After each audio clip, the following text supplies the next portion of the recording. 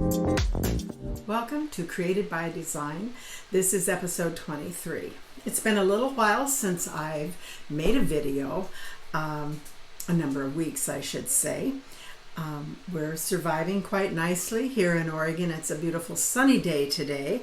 I hope it is beautiful where you are too. And I would love to hear what you've been doing to be creative. I think it's a good place to be, always thinking about how can we create. I think God created all of us with that skill, and it may be something we do in the kitchen, maybe it's something outside. Mine happens to be some form of sewing, knitting. I don't do crochet, but I've done a little bit of this and that over the years. And right now, at this season of my life, knitting works well for me. So I'm going to show you some of my knitting projects. Some of them I've gotten completed, where I'm going in 2023 with my work, and I'm just enjoying it, and I'm enjoying sharing with you. I would love it if you're making something, if you felt the freedom to post it on this Created by Design Facebook site. Would love to see what you're doing, and hopefully we could encourage one another. But if you're watching this and you actually do enjoy it, hit like. That would be just terrific. You can also find me over on YouTube, so you may be watching me there already. But this year, my very dear friend and my mother-in-law to my daughter Lisa, my friend Judy, we made a cookbook. Now, we did a cookbook about a year or so ago for Christmas, and I didn't bring it to show, but it was just a lovely, sweet little cookbook, and it had a spiral binding. Well, it was such a hit with the family, they wanted to add more recipes to it. So we decided this little spiral binding cookbook was not a good way to go because you couldn't add to it. So we came up with doing the good old-fashioned 3-ring binder. And see if I can do this without there being a real glare on it. We're really creative. We call it Our Family Cookbook. And on the face of it, we chose pictures of all of our family, grandparents, some great-grandparents in there. Some of our family members are gone to heaven, but we have sweet memories of them, and some of those recipes are actually in this cookbook. It has on the back, Merry Christmas Made with Love by the Grandmas, and the year in which we did it, which was Christmas 2021. But we made it in such a way, found these really neat dividers, that have actually a pocket up here. So that became the divider. So everything is labeled. I have to give Judy the credit for, she did all the typing and all the index pages. But now everybody can add pages. We have a plan to, at the end of the year, share recipes again so we can all put our favorite family recipes in our cookbook. We chose a large 3-ring binder so it can grow. And then my dear friend Judy, maybe some of you have already watched it, with her making almond roca candy. And we put a link, we named it on YouTube in here, and on Christmas Eve, we all sat down. The kids did not know we had made this video. And we just had the best time viewing that video of Judy making the candy. I just simply was, the one holding the camera and maybe a few words of encouragement. But she's known in our family for making this wonderful almond roca, and it always turns out wonderful. So everybody is always delighted when Grandma Judy gets out her almond roca every year.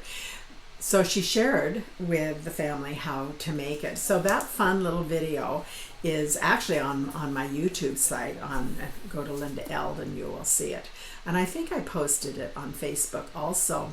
But this was a really, really fun project. And now the kids are trying to figure out how every year we make a video show it at Christmas Eve or bring the ideas together. That's way beyond me. They're far more intellectually talented on, I mean, I can make a basic video, right? But how we would get all of that together, I don't know. Could be fun. We'll see what happens. But nevertheless, this cookbook, it was such a hit. And one of the fun things, I don't know if I'll find one of the pages here quickly, but we actually told on some of the recipes, of course, who it was from, but some detail about it was, Grandpa Lester's favorite cookie or whatever, and gave just a little bit of history about it. Not lots, but one could do a lot if they wanted to. So this was just a fun project, and I'm so glad we did it. And I just encourage you, if you've thought about doing it, go ahead, get it done, because your grandkids will treasure it. And it does take a year, believe it or not, to get all the recipes rounded up, get them all in categories. I mean, it was nice to have a year to work on it. So that is one project that I worked on and got done this last year with my friend Judy. So that had nothing to do with knitting. So I do other things from time to time. Another project that I got completed is I have some knitting tutorials on how to knit, and I've been posting those. So this is one of the hat that I completed on that project. So if you're wanting to learn how to knit a really cool, simple hat, well constructed, I encourage you to take those knitting classes, and it's pretty simple, and I walk you through the whole process. And so that's a project that I got started and got completed in 2021. And I'm going to be doing some other tutorials on very specific projects on the tutorial section of my videos. So that's a completed project. I love completed projects. Another project that I completed while we were down at the coast are these socks. And you think, oh man, just another pair of socks. But I have to tell you, getting socks to fit, getting your measurements and getting that accomplished so it fits you well, that for me was a real goal. And not all socks are equal, just like not all yarn is equal, and not all sock yarn is equal. So, yes, you can make socks and they may or may not fit, but it feels really good when you get a pair of socks that really fit well and you begin to really understand your foot and where your increases need to be, and so that you then can take any weight yarn and make fit your foot. Not all sock yarn gauge comes out the same. So this is my favorite socks, sweet tomato heel, really nice smooth heel, super easy to make. I actually made several pairs of socks. But while we were down at the coast this last time, I made these, and this was a 2-day project. So socks do not have to take a lot of years. You can get a pair of socks made pretty quickly. That's the other thing I like about socks. If you want a quick, easy project that, your first pair of socks, you're not going to finish in 2 days. But once you get your pattern perfected and you have confidence with it, you can whip these out pretty fast. So that's a completed project that I feel really good about, because I've knitted several pairs of socks getting to this point, truthfully. There's just a lot of different things about a person's foot, and all of our feet are shaped a little differently. So in making a pair of hand knitted socks and getting them to fit nicely, was a feeling of accomplishment. So that was terrific. That's completed projects. Then in 2021, probably about October, I decided I was going to knit a project for my daughter Carrie. I had already knitted Lisa several things in the way of some pillows for her house, and I wanted to do something special for Carrie and Drew. So I have had this yarn in this I'll show you. This is not 100% completed, but I wanted to show it to you at this stage of the game because I'm going to be doing some videos about how this gets finished off. But this is a throw, and these yarns are yarns that I have purchased. First of all, I'll tell you, all the yarn is natural color of the lamb. There's no dyeing involved in any of this. So sheep come in all different, well, of the brown and tan and white shades and grays. But these are all natural, no dye. And so I got, some of the yarn came from Sweden. Some of the yarn came from the Shetland Islands. I wasn't there, but I bought it from the Shetland Islands. And then some of the yarn was from Ireland.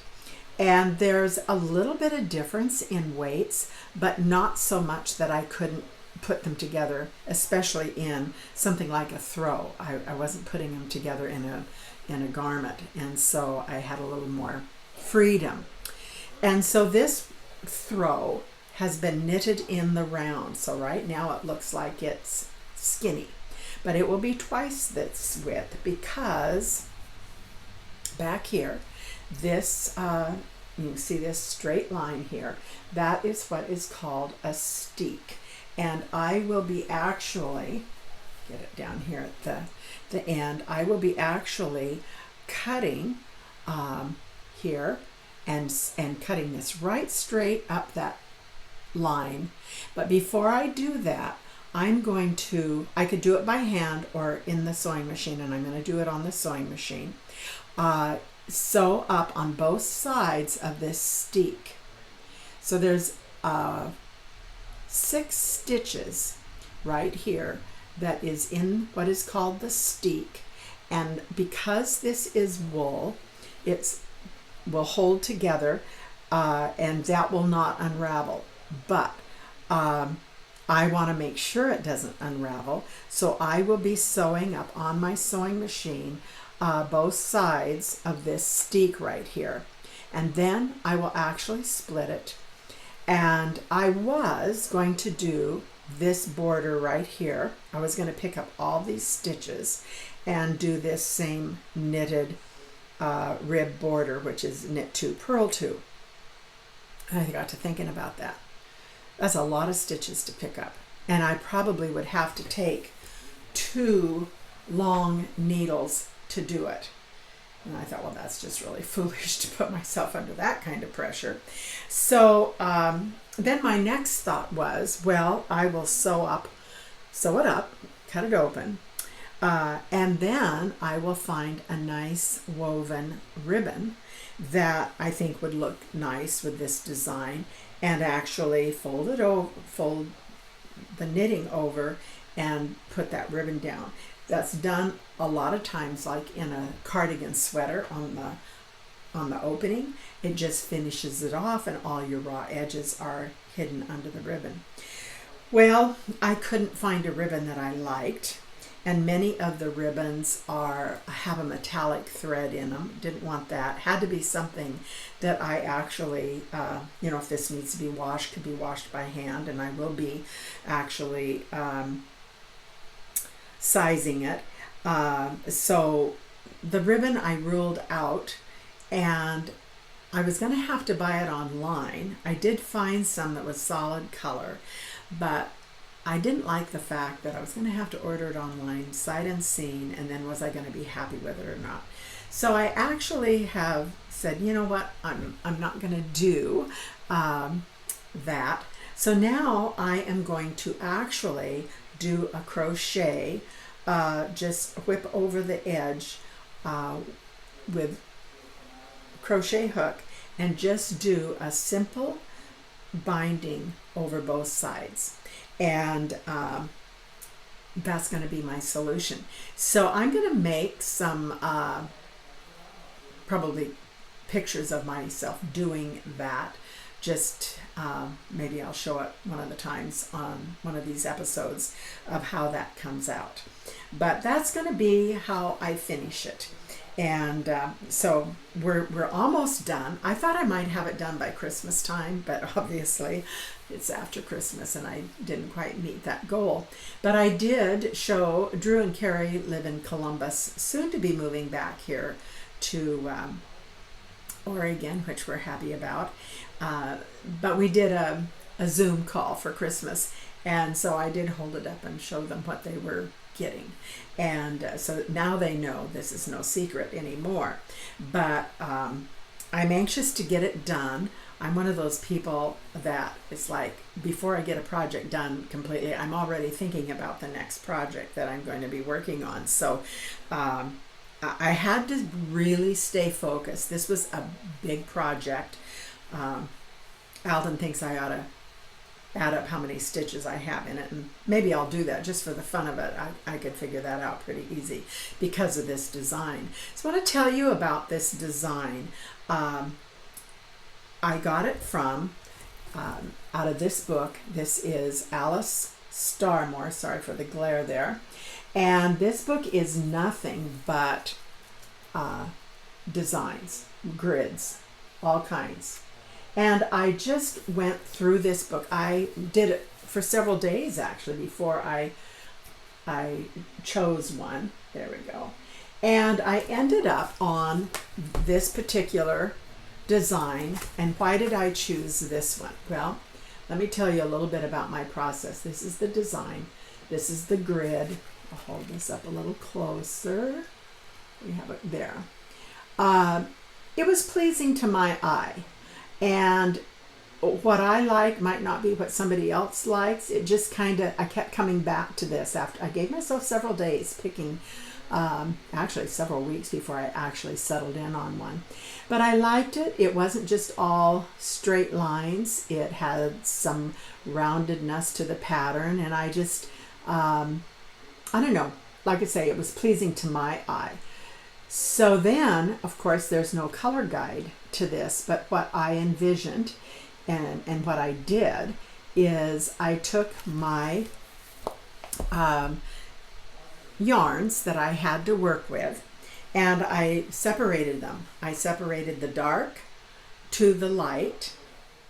So I think I had like 4 shades of the dark and 3 or 4 shades of the lightest tones, and I kept those 2 separate.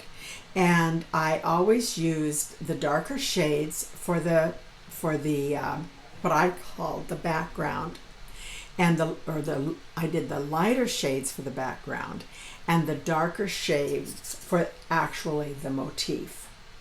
And then I just changed them up as I felt like it. There's no consistency in which color follows which. There's no consistency in the repeat.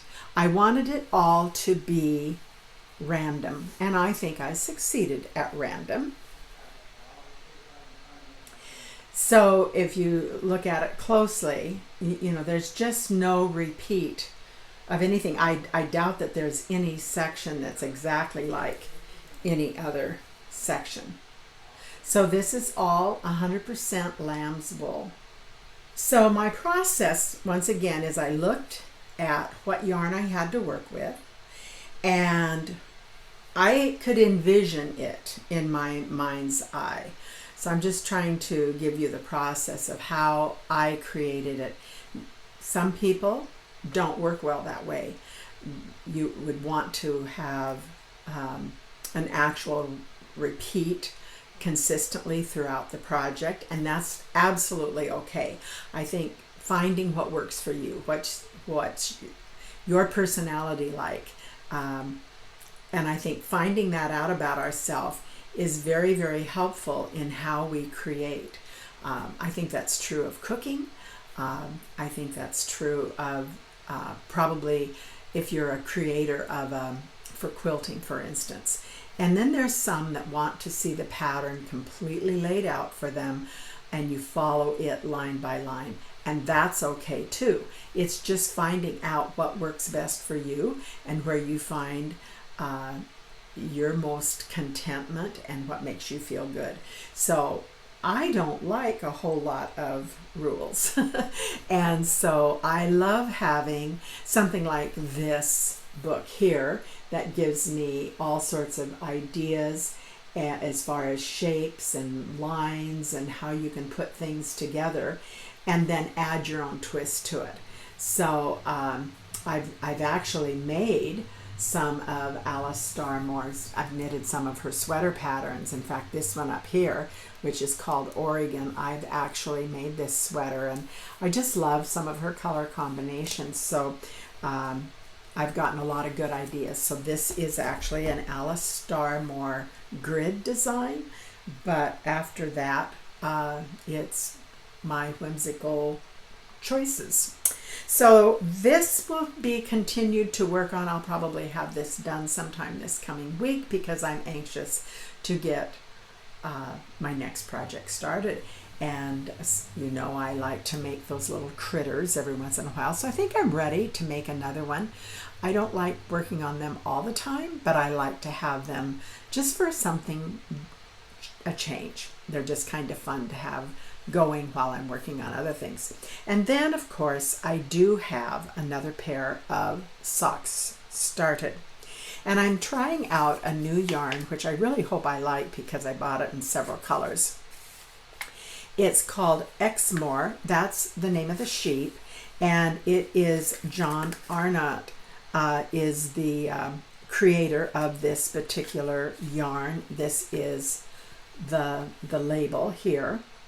And I'm doing it in two colors, this rusty color and the gold. Now, in order to do that, I make the socks from toe up. And I'm going to show you, get a ball of yarn. This is a 50-gram ball. This is the complete skein right here. This ball is 50 grams. My blue socks, for instance, when I made these, I was working with a 100-gram ball, and I have a lot of it left over. But what I don't know is if there is enough of this yarn at 50 grams to do a sock like my blue sock. I don't like to make the socks with a real tall leg on them. So I thought, well, I don't want to get halfway up a sock and find out that I don't have enough yarn. So what I'm doing, because I'm a little bit of a chicken, is I'm using two colors, and I'm working on these two socks at the same time. I've got them both at the same place. And so the toe is this gold, and then the body of the sock will be the rust. And then when I get ready to do the cuff, I will do the cuff again in gold. And so the test is going to be how much yarn for my gauge is in a 50 gram of this weight of yarn. And so that's going to be a little bit of a test. And so to not get into trouble, I will keep both of these socks. I'll knit a little ways on this one, and then I'll come over and knit this one up to the same row count, and then go back over to this sock. So they'll end up both being done pretty much at the same, well, they will be done at the same time. So then I will be able to really figure out on his yarn exactly if this is enough for one sock or not. And if it's enough, then I can move forward with my other skeins and just do a solid color sock, not have to do the toe in a color. But I think that'll be cute. You know, nobody sees the toes of our socks anyhow, but you know, just something that us crazy knitters do. So that's a project that I'm going to be continuing to work on now over the next few months, is making more socks. And then I do want to start another throw. I do kind of enjoy working on them. You're not having to fit them to anybody's body shape, so it's pretty straight knitting in that regard. Knitting them in the round is easy because then there's no purling in pattern, which is a little tricky. And so my next throw is going to be made out of Jamieson and Smith yarn, Shetland yarn. And I'll show you what I bought myself for Christmas are more skeins. These are 25 grams each, but it gives me a lot of colors to work with, and I already have quite a few colors, but this gives me more. So behind me in these bins are my other quantities of Jamieson and Smith. So when I get ready to do this next throw, it will be out of mostly aquas and rusty orange colors, turquoise colors, and I'll pull those all out, all the shades of those colors that I have, and I will then pick a design that I like looking with that, and try to envision what the colors will look like alongside of each other. And that's part of the creativity for me, is figuring that out. You know, and if you get part way and you don't like it, you just pull it out.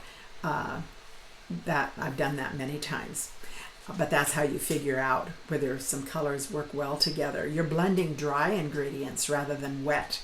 If you're painting, you're blending wet, medium, and that's a whole different ball game. But with dry, you know, you don't always know until you actually start knitting and get a little ways. And so sometimes you can do a sample, for instance, and not maybe with just 20 stitches, and knit the pattern and kind of lay out where it is you think you want to go. And sometimes I do that, but maybe not for the whole project. So that's where my brain is going these days. It keeps me motivated, keeps me busy, and it keeps me fulfilled. I love doing the knitting. I love having that ability to, you know, put into knitting what we see in our brain, and when I look and see color combinations outside. A painter, you know, is kind of looking at that in a picture. Well, I kind of do that with the yarn, and that makes me a little odd probably, but that's okay. It's giving me motivation during this season of, you know, what do we do? We're still all kind of shut down. We're still trying to find how do we live in this season. Here we are 2 years later, and find joy. How do we share that joy with other people? Well, I get joy out of sharing this with those of you that have expressed an interest in what I'm doing. I hope I'm inspiring some of you to try something new. Maybe this year of 2022 is a good year to learn something new, try something new, challenge yourself, maybe take it to the next level.